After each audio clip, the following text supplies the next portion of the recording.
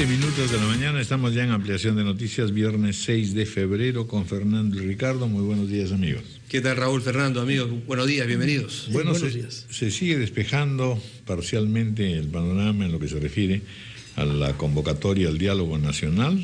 Va a ser en dos partes, es decir, primero es invitación a los grupos políticos o partidos políticos y luego habrá también una convocatoria para las fuerzas vivas, en fin, tal como conversábamos ayer con algunos de los entrevistados, que sobre todo la versión oficialista de decir, bueno, en realidad no bastan solo los partidos, son necesarias también muchas otras opiniones de la sociedad civil, etcétera.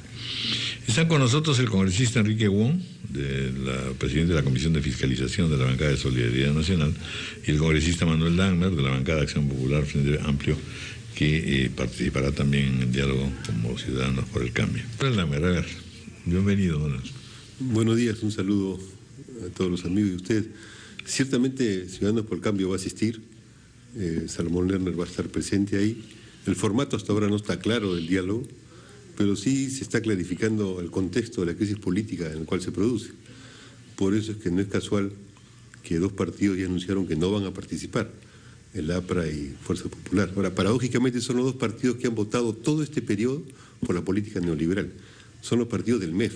O sea, ellos han votado a rajatabla y claramente por las políticas, la ley Pulpín y todos los temas.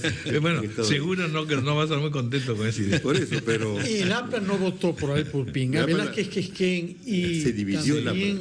Se dividió el APRA, pero... Y el fujimorismo también. Dejaron votar. El fujimorismo en la segunda instancia, en la primera votaron. Pero no solamente eso, los presupuestos de la República, las políticas aplicadas... Bueno, nunca han pretendido ser tampoco de ultraizquierda ni de izquierda, ¿cierto? No, o sea, pero... centro-izquierda. Pero lo que pasa es que era un soporte de la política neoliberal, que es lo que está en crisis. Y el gobierno no sabe qué hacer frente a la política económica. Pero ¿cómo se explicaría eso, que el gobierno sea tan desagradecido, si en efecto los ha tenido más o menos de parcialmente aliados en la teoría económica? Y los golpea durísimo. No tiene mucha lógica. Sí tiene lógica, porque el gobierno en la práctica dejó su programa y ha sido el gobierno funcionado vía la CONFIEP. Pero, congresista, si me permite, lo que tiene que entender, y lo que entiende en realidad toda la ciudadanía, es que los partidos de oposición, la oposición a este gobierno, la oposición política, porque de pronto en materia económica hay ciertas coincidencias, la oposición a este gobierno son el fujimorismo y el aprismo. Y sin esos dos partidos en una mesa de diálogo, pues este diálogo, y además si es que no se aseguraba la presencia todavía de Luis Castañeda y el PPC aún no decide si es que va o no, este diálogo en realidad se va cayendo en la parte política un poquito, pues, ¿no? Bueno, yo tengo una discrepancia, porque la oposición a este gobierno en términos económicos, que es lo principal de este gobierno, el gobierno dejó su programa inicial para asumir otro programa económico. La oposición a este gobierno es la que se ha manifestado en las calles, y eso obligó al gobierno a retroceder. Tan es así que ya entró en crisis el gobierno en el Congreso. Con eso, el cambio político que hay ahora es que el gobierno está en minoría en el Congreso. Ha perdido a sus aliados en la política económica. Eso hace que el diálogo sea, la verdad, casi una formalidad, porque si hay una crisis muy profunda, yo estaba leyendo hoy día con desesperanza, en verdad, el artículo del Economist, el político sin convicción del Perú, en la que llega a usarse una frase tremenda, ¿no? Su gobierno, refiriéndose al presidente Humala, tiene una calidad esquizofrénica, se ha caracterizado por un trasfondo de intriga y una inestabilidad superficial. Humala ha tenido 6 primeros ministros e igual un número de ministros del Interior, y en general, pues, también se dice, no hay razón para creer que el desempeño económico del Perú en el 2015 será mucho mejor que el año pasado. De modo que ya no es, no es un término de oposición o no oposición, ¿no es cierto? Asistir a este diálogo en estas evaluaciones, tanto internas como externas, que se hace del caminar nuestro, no suscita mucho optimismo, ni tampoco... Yo creo que no suscita optimismo, pero sí debe suscitar responsabilidad. ¿Por qué? Porque estamos en los comienzos de una crisis de este gobierno que ha quedado en minoría parlamentaria y del país por la crisis económica. Y necesariamente las fuerzas políticas ya están en campaña. Esta es casi parte de la campaña electoral. Sin duda. No es casual que los dos partidos que piensan que van a pasar a segunda vuelta no van al diálogo. Porque dicen mejor no vamos. Pero ellos son los que han sostenido gran parte de la política económica que está en cuestión y en crisis. Y si es que miramos de una manera positiva el acto del lunes, ¿en qué pueden contribuir ustedes? ¿Con qué ideas? ¿Con mejorar la institucionalidad. Yo creo lo que fundamental es eso. Traduzca a buen cristiano. ¿Qué cosa significa mejorar la institucionalidad? Mejorar la institucionalidad quiere decir, por ejemplo, hay que hacer una reforma política adecuada para la participación en el sistema político, que ahora está muy encerrado. Quiere decir mejorar las posibilidades de que el gobierno no actúe prácticamente como un punching ball desde el gobierno, sino que el gabinete se dedique a presentar políticas y a discutirlas en el Congreso. Y el Congreso tiene que actuar mirando los intereses del conjunto del país, no aprobando leyes y luego votando en contra sin saber de qué está aprobando en un sentido o en otro. Entonces creo que es un momento de hacer reformas institucionales para garantizar el proceso electoral, transparencia, predictibilidad en las acciones que se hagan, evitar que el gobierno se convierta en un barrio de broncas, y el gobierno debería ser un gobierno que ya asuma que está en el último año y que pronto está de salida.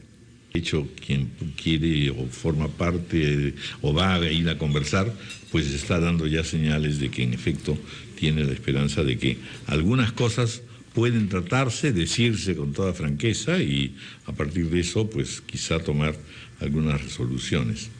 Por eso, a ver, Manuel, en el planteamiento que usted ha hecho hay cosas pues realmente interesantes, porque en el fondo el realineamiento político todavía no está del todo claro. De hecho, de nuevo empezamos, como en todo periodo preelectoral, a sentir que van a haber variantes a lo tradicional, ¿no es cierto? Vamos a ver cuánto de eso se realiza. Y entonces ahí viene un poco la pregunta de si en efecto, digamos, al grupo que originalmente apoyó la candidatura y el éxito presidencial del señor Humala, tiene aún todavía algunas esperanzas de que los escuchen, de que en su corazoncito resuene algo de su primer momento. De la gran transformación. Yo le señalaba que en este diálogo estamos en una crisis política y hay dos temas fundamentales. Uno es el tema institucional y otro es el tema económico. Y el diálogo es con el país.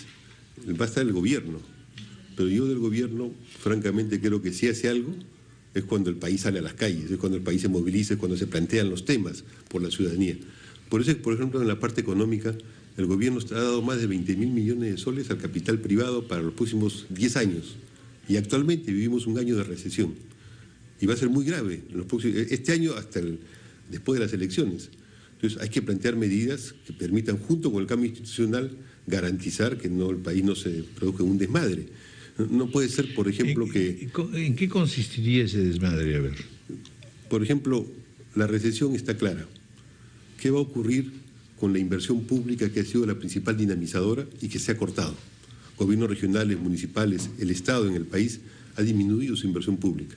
Se requiere incentivarla. Salomón planteaba el tema de los colegios, pero no se puede invertir en los colegios, debe invertirse. El tema de la alimentación, hay temas básicos que este gobierno ha abandonado. La propuesta inicial la dejó de lado y ahora dejó de lado hasta políticas elementales de reactivación productiva. Por eso es que se está viviendo un sinsabor y una desazón creciente en el conjunto de nuestra patria. Crece el desempleo, crece la inseguridad, crece la precariedad social. Eso es lo que tiene que plantear. Esperamos que en este diálogo no es que se llegue a acuerdos de política de corto plazo, sino se planteen la necesidad que se reoriente y que se dé un impulso decisivo este año a la presencia del Estado en la economía, a través de los gobiernos regionales y municipales. En los próximos 11 meses. Hasta que termine. La gran transformación, una vez más. Porque ya vamos la gran transformación es lo que esperamos, una gran propuesta de izquierda y de centro-izquierda. Estoy seguro que se va a presentar y que posiblemente tenga un impacto importante en las próximas elecciones. El ministro de Economía, Alonso Segura, a propósito del diálogo, ha dicho que él, por supuesto, va a estar presente y está abierto precisamente a escuchar la propuesta que en materia económica formulen los partidos que asistan a este diálogo. Pero tampoco eso, o sea, no podemos creer que el gobierno, que mantiene a un ministro de Economía, que mantiene una línea desde que llegó a Palacio, vaya ahora pues a deshacer lo andado y entrar a otra visión, que es la visión de la izquierda, ¿no? Cambiar todo. No es solo de la izquierda. Hay en el Congreso una ley más fuerte que la ley Pulpín. Una ley con la cual el mercado de trabajo deja de ser regulado y se convierte en un mercado salvaje. Y el Estado se sale del mercado de trabajo. Es la ley que le llaman para gestionar. Pero, congresista Damer, usted dice que no hay inversión pública, pero Estamos viendo que hay grandes megaproyectos Para este año se anunció un paquete múltiples. en educación y luego, salud, sobre todo. Educación y salud, un aumento que ustedes han votado en el Parlamento. Lo que hay menos es inversión privada, porque no hay confianza y porque hay un contexto internacional difícil para nuestros productos primarios. Acaban de otorgar muchísimos recursos a una inversión privada de mediano plazo. Y esa inversión privada se va a hacer en mediano plazo, porque está esperando la crisis política. Pero la inversión concreta en las regiones, en la obra pública concreta, no se da. Pero hay que visitar las regiones. Esos son los proyectos que se van a madurar en 4 o 5 años, que está bien. Sí. Pero Pero que no... es plata que se invierte Pero no es pues, porque, en grandes ejemplo, proyectos. Vamos a ver, ¿qué ocurre? Espero que reformas institucionales y que se dinamice la economía. Muy bien. Por lo menos, y que se garantice que este gobierno termine y que las fórmulas electorales de oposición de derecha y de oposición de izquierda puedan actuar libremente en el país. Muy bien. Muchas gracias por haber estado con nosotros. Muchas gracias por la invitación. Buenos días. 8:29 de la mañana.